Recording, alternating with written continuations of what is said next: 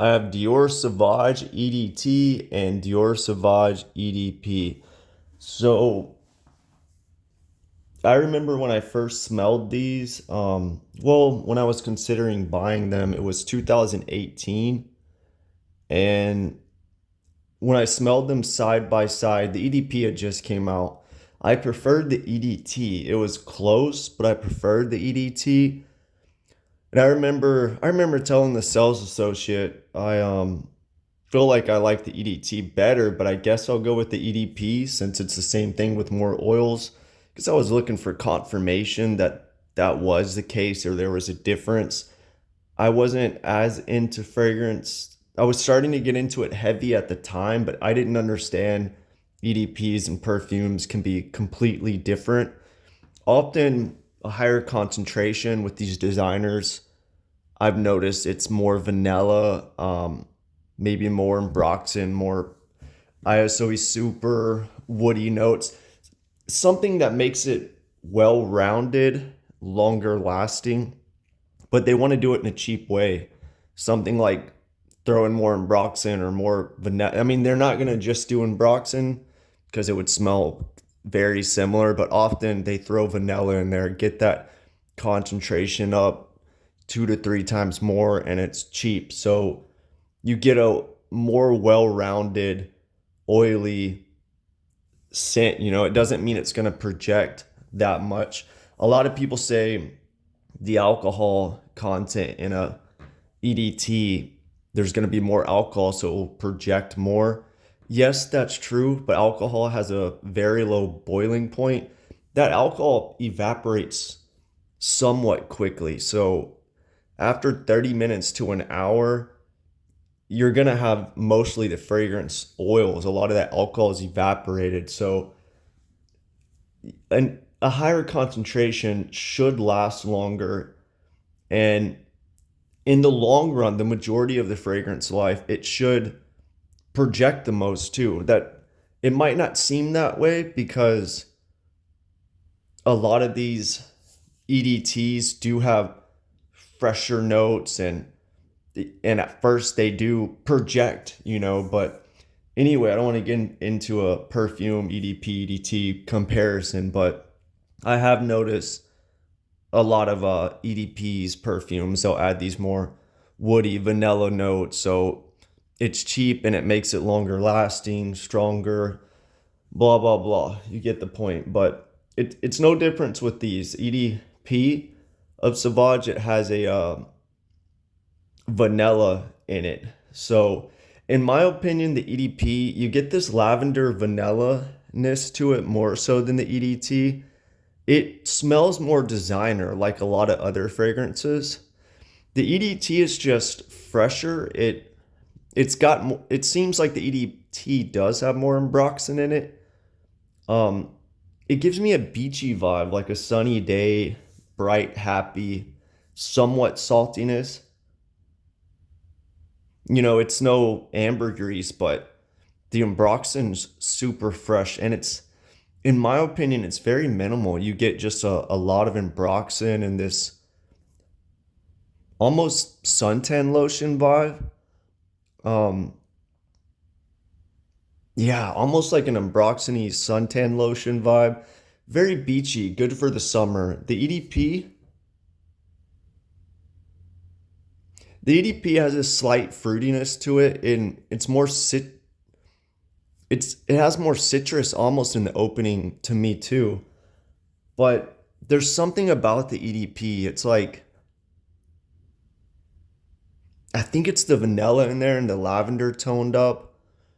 Maybe the whole patchouli geranium lavender combo that every blue fragrance seems to use for the last 10 years.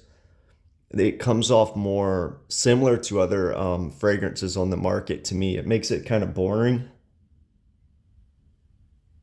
Like it's still good, but you can compare it more so to Yves Saint Laurent Y or Dolce & Gabbana K.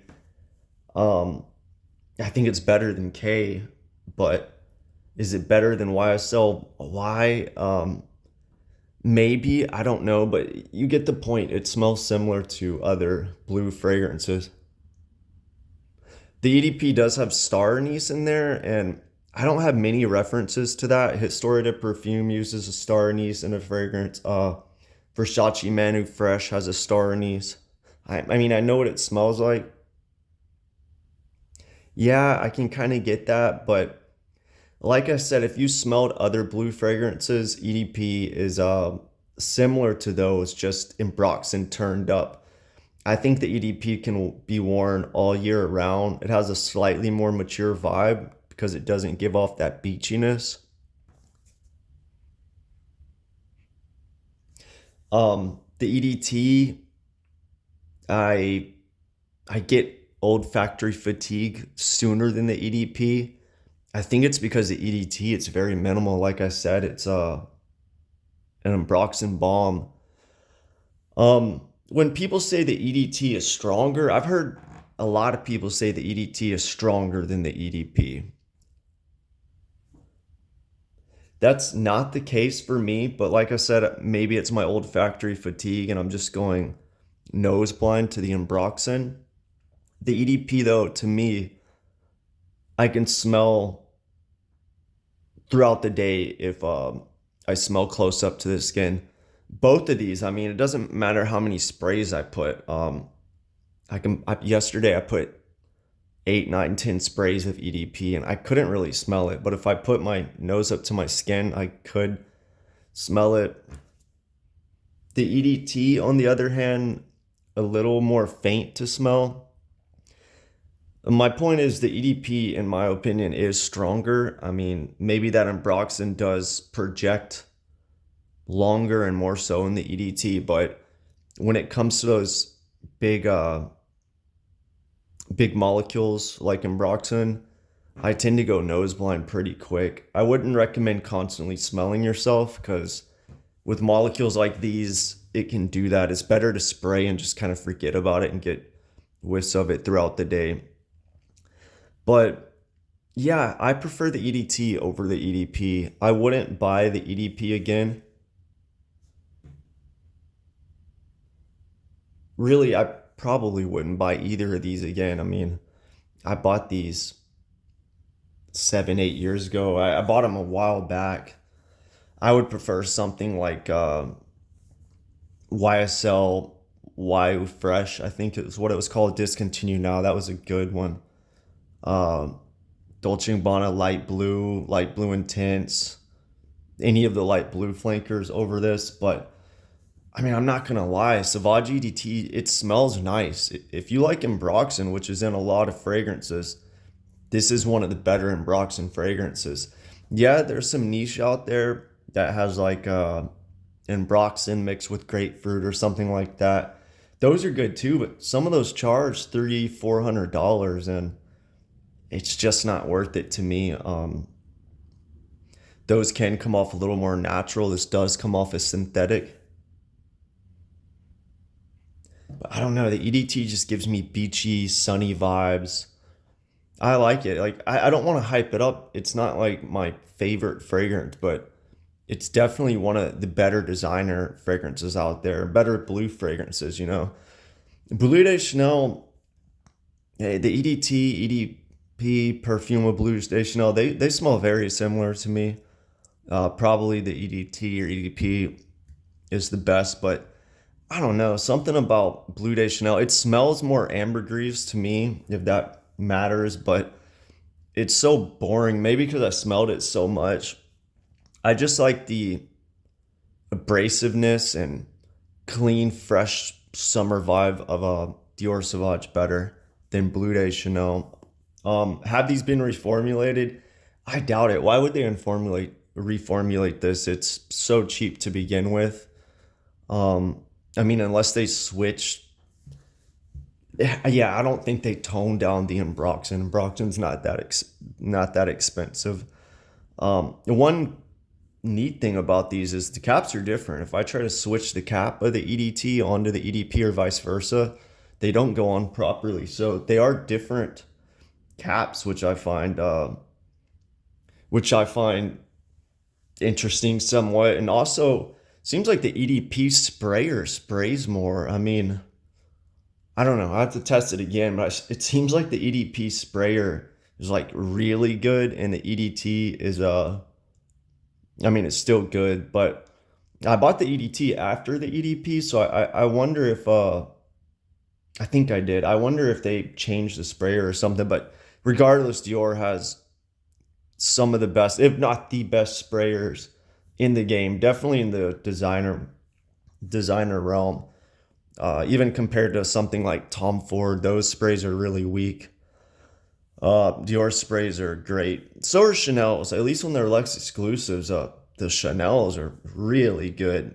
Frederick Mall has some good ones, but yeah, a lot of these blue fragrances, that geranium, lavender, patchouli combo is so overdone. I'm sick of it. Um, I'm also kind of sick of the the vanilla in designers mixed with the lavender. I don't know. Some niche fragrances do it really well. Like I guess not niche, but Celine's Rambeau is a really good lavender vanilla. Chanel's Jersey, I believe, is the lavender vanilla. There's good ones out there, but when you throw in a bunch of Ambroxan with that lavender vanilla or Amberwoods, any synthetic molecule, it's so boring. That trend really started ramping up in around 2000. I want to say like 2018 probably. Um, I mean, like it's been done, but they really started putting more and more, and then they added that geranium, and then patchouli started getting thrown in there. It's just so overdone. But yeah, the perfume version, when I smelled it, nothing exciting. It's probably just more vanilla. I don't remember. The the Extrait version is a more classic fougere done Dior Sauvage way. I mean, if you like Dior Sauvage and you like Fugeres, then you might like that one. I think there's better out there. I would go Beau de Jour, or any old school Fugere over Dior Sauvage X Straight. And then the Eau Forte, I've sprayed it a few times and nothing gets left in my memory. It's probably the most boring release out of all of them. But I don't know. I mean, maybe if I got had a sample and I kept trying it and compared it to these, maybe I would like it. But the Eau Forte is overpriced. I don't know what it is, like 170, 180. And then the mixture they put in there, I think it's alcohol free or something like that. Who knows how long that's going to last? You know, alcohol can last a very long time. You know, you can drink alcohol 30, 40, 50 years old. You know, it's a good preservative. It does evaporate, but I mean, if it does evaporate, you're still left with the fragrance oils. And yeah, I just don't know what that white mixture is in Eau Forte and how long that would last. It's another reason I don't buy oil-based perfumes, you know, like Arabian Oud. I think they have the most perfume stores in the US or the world or something like that. A lot of those Arabian Ouds smell really good, but they're oil-based. You get, you know, a year, 2 years supposedly from an oil-based perfume. It doesn't preserve fragrances as much as alcohol. So, and with these Dior Sauvage fragrances, it's mostly synthetic, if not all synthetic. I mean, maybe the geranium or lavender, maybe, probably the geranium is natural. There's probably some naturals, but I doubt the citrus is natural because it's not as long lasting natural citrus. The lavender, same thing. I mean, I think synthetic lavender is longer lasting and cheaper. I would imagine that's synthetic. The Ambroxan, of course, it's synthetic. These fragrances are gonna last a long time, and you know, I don't regret buying them. You know, I'll probably use them up, honestly, but if you look at popular fragrances from 30, 40 years ago, like Chanel and Teus, or any old popular fragrance, people pay a lot of money for those vintages. It's not going to change with these, in 30 years when there's something totally new and you have people like us wanting vintage fragrances, and they're going to probably look for the best blue fragrance vintage after all the reformulations and restrictions happen. You can probably make some money having these and selling them in the future. It sounds crazy, but in the 80s, people that were into niche fragrances, if there were any, probably whatever was popular at the time, they thought it was boring and smelled the same, because a lot of those unique fragrances that vintage lovers like, they have similar aroma chemicals in them that smell similar to other fragrances at the time. They probably got redundant just like this, but I think Dior Sauvage is here to stay. I would give it, man, I would give it probably, you look at the Fougere, how long it lasts. I feel like blue, it's here for another 5 or 10 years until something big comes out that changes the game, which I think will be something minimal, slightly woody, clean. And then, people start buying that a lot, and then other brands copy it because it sells so well. Then the whole market changes because everything smells like that. And then, people that wear Dior Sauvage that rebuy it over and over as they get older, have kids, this blue style fragrance is going to start smelling dated, But at the moment, it's crazy. Dior Sauvage, Bleu de Chanel, YSL, all these fragrances still are the number one sellers, and they're still releasing these brands fragrances that smell similar. I see the more sweeter stuff coming in style ever since about 2018 as well. Yeah, about that started coming in. Every brand was releasing that. So you have this blue and this sweet smelling stuff.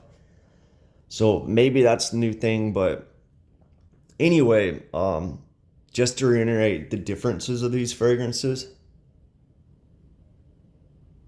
Yeah, Sauvage EDT, this Ambroxan, slight muskiness. That's really it. Clean, slightly sweet musk Ambroxan. This is after about 30 minutes of having this on. And EDP, just a slight spice in there. The Ambroxan seems, honestly, it smells kicked up a notch in the EDP. Now, I feel like the EDT, the thing that makes it different, you have this slight muskiness, this slight suntan lotion, slightly sweet but fresh muskiness in EDT, in Ambroxan. But yeah, the ED, they're both good. They're so similar, but I like the minimal aspect of the EDT. But let me know which one you like more if you smelled these.